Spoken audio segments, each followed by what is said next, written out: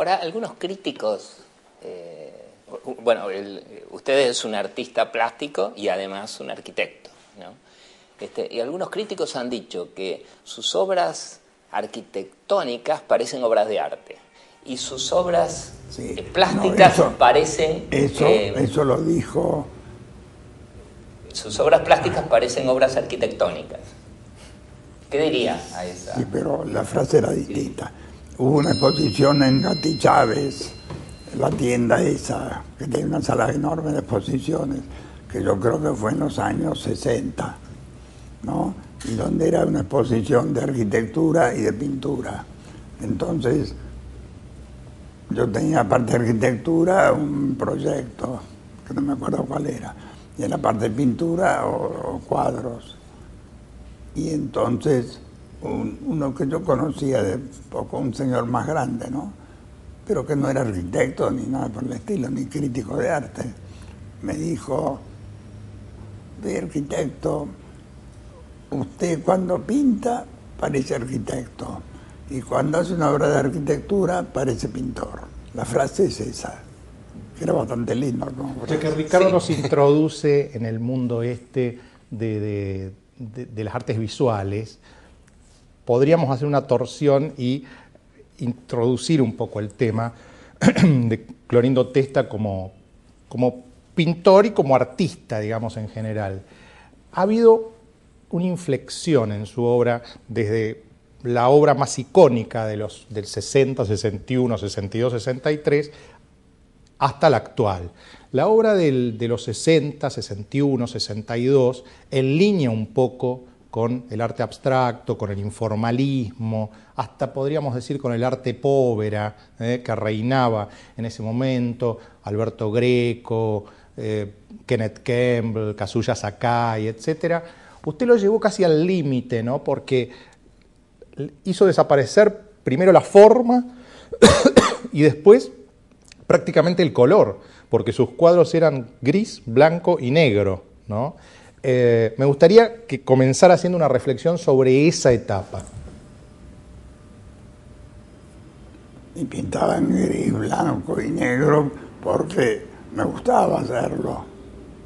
¿Entendés? Entonces lo hice durante un tiempo, porque las cosas no duran. Por ahí ahora lo puedes retomar, ¿entendés? Pero las pinturas blancas y negras empezaron, yo creo, en los años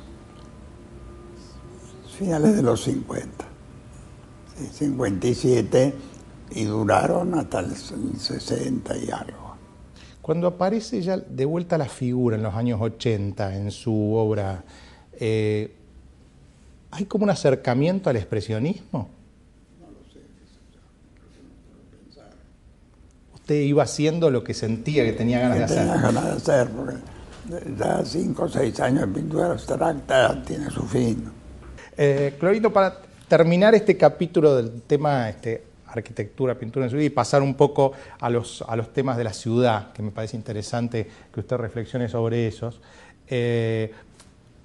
Sebrelli, que participa de este programa habitualmente, hace una observación en su libro Las aventuras de la vanguardia, que también la hace respecto de Victorio Campo, que dice que Victorio Campo era una persona que sí le gustaba Fernand Léger, le gustaba toda la arquitectura moderna, a punto tal que hizo la casa en Rufino de Lizalde, otra casa en Mar del Plata moderna, pero finalmente ella terminaba viviendo en una especie de palacio italianizante como el de San Isidro, una casa antigua, italianizante, o en otras casas así antiguas. ¿Sí? Y en el caso de Clorindo Testa, señala Sebrelli, ocurre lo mismo.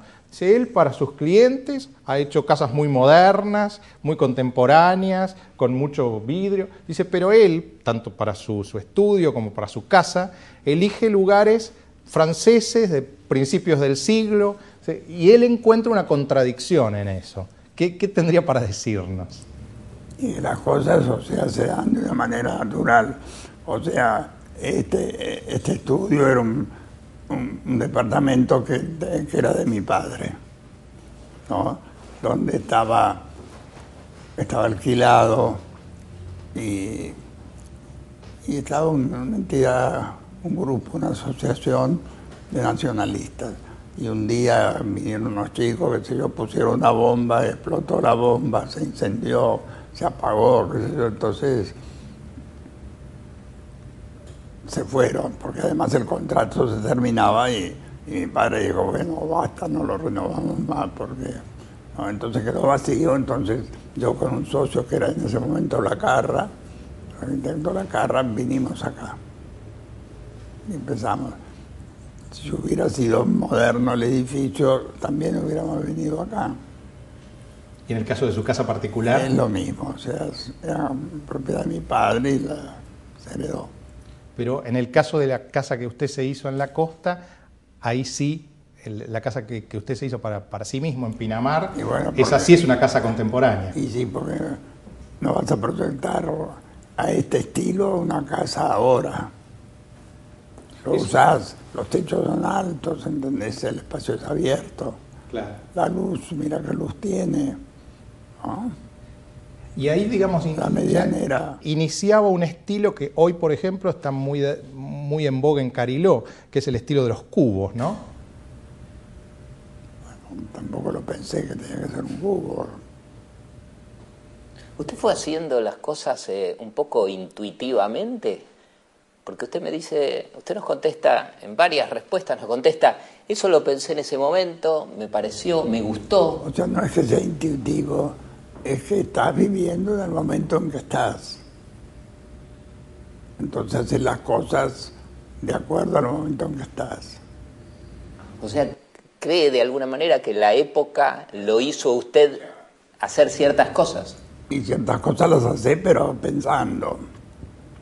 O sea, en la casa de Pinamar, suponete, el estar está en el primer piso. ¿Por qué estar en el primer piso? Porque la casa está a 200 metros del mar. Se ve el mar.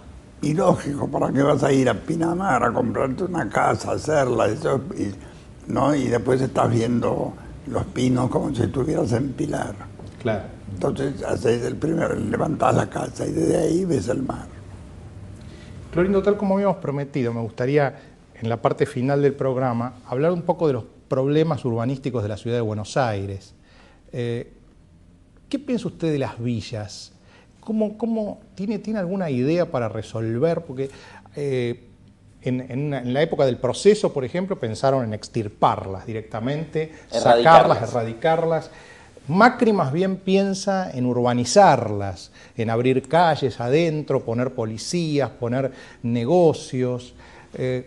Uno, claro, va por esas especies de caminos asépticos que son la autopista Ilia y ve a los dos costados esa villa o ve las villas en otras zonas de Buenos Aires y siente que algo hay que hacer.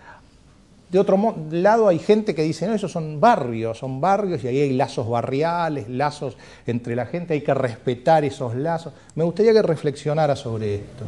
Bueno, yo creo que esta arquitectura de villas es una cosa que existe. O sea, creo que no lo puedes extirpar. Esos terrenos donde crecieron las villas son terrenos nacionales, no son de la Municipalidad de Buenos Aires. Entonces nadie tuvo ningún control sobre eso. Y es una manera de vivir y existen, punto.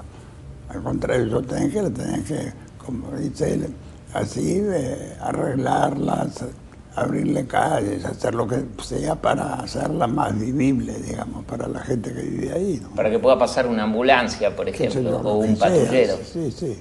Claro. Yo le quería preguntar otra cosa que me llamó bastante la atención.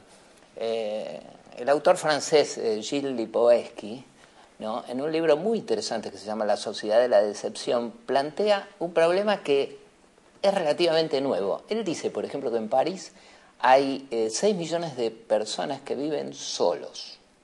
O sea, las casas, en la época que se construyó París, estaban pensadas para la vida familiar, ¿no? Pero ahora la gente opta... Él dice, él es sociólogo, el 50% de las personas parisinas viven solos. ¿Qué respuesta tiene la arquitectura que planeó o imaginó unidades familiares y ahora resulta que está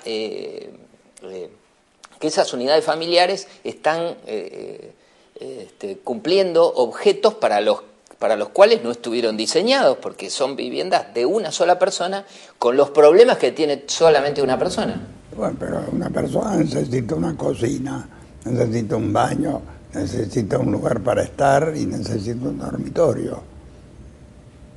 ¿Qué problema hay? Sí, pero no necesita 2 baños, no necesita, como tienen la mayoría de los departamentos modernos, o 3 baños, no necesita más de una habitación. De la capacidad de poderlos comprar que tiene el inquilino. ¿Entendés? Porque si no tuviera la capacidad para comprarla, compraría una más chiquita. Si tiene 3 dormitorios es porque le gusta estar con los 3 dormitorios y tener lugar y poder invitar a alguien y qué sé yo. Pero no son económicamente razonables, porque si uno pensara que el 50% de la gente vive efectivamente sola o quiere vivir sola, me parece que la arquitectura como ciencia o como técnica tiene que diseñar alguna otra forma que sea más razonable para ese modo de vida. París, calculo que son 2 edificios existentes desde hace 200 años. O más. O más. Así que es eso o eso. Y si no, te tenés que ir a la Loma del Peludo y comprarte un departamento de un ambiente. Para terminar, Clorindo, barrios como Puerto Madero o Catalinas en Buenos Aires, ¿usted considera que son barrios a pesar de no tener negocios prácticamente? Y todavía yo creo que no son barrios. Y la construcción original... Barrio, lo que tiene lindo un barrio es que salís de tu casa y vas al café de enfrente, claro, compras las cosas, o sea, ese es el sentido del barrio.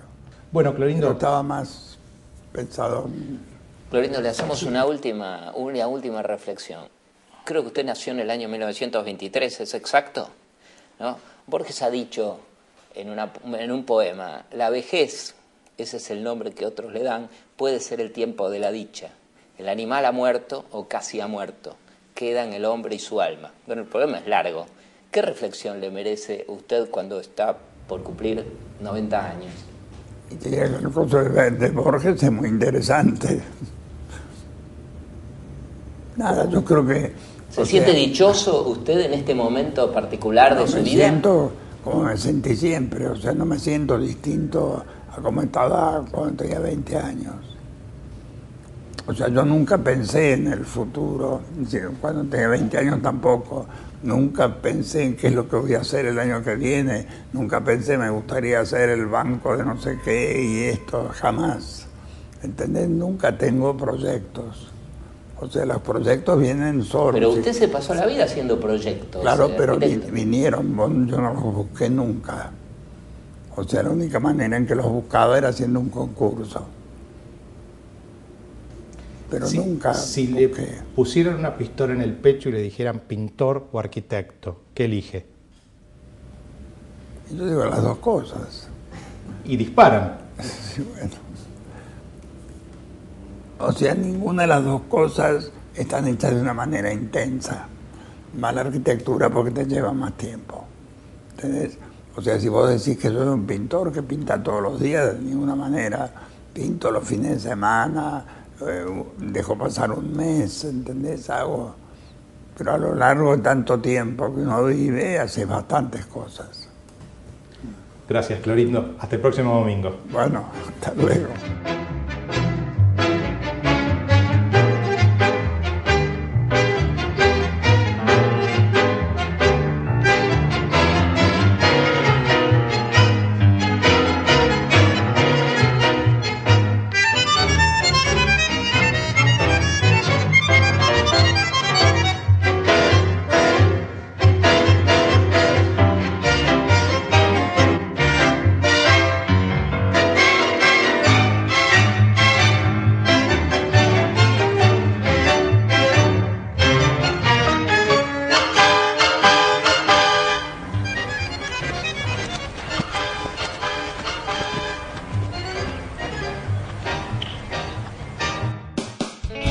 Ciudad Veloz. Préstamos tan personales como las razones para sacarlos. Por cada 1.000 pesos pagás menos de 30. 84 meses de plazo. Hasta 15 sueldos. Gestión en 48 horas. Comunicate llamando al 0822-20400. Banco Ciudad, te quiero ver crecer. En Telefónica creemos que el primer paso para poder es siempre querer, es no detenerse nunca y abrir nuevos caminos que vayan más allá de la comunicación. Porque estar más cerca tuyo es estar más cerca de lo que querés. Telefónica.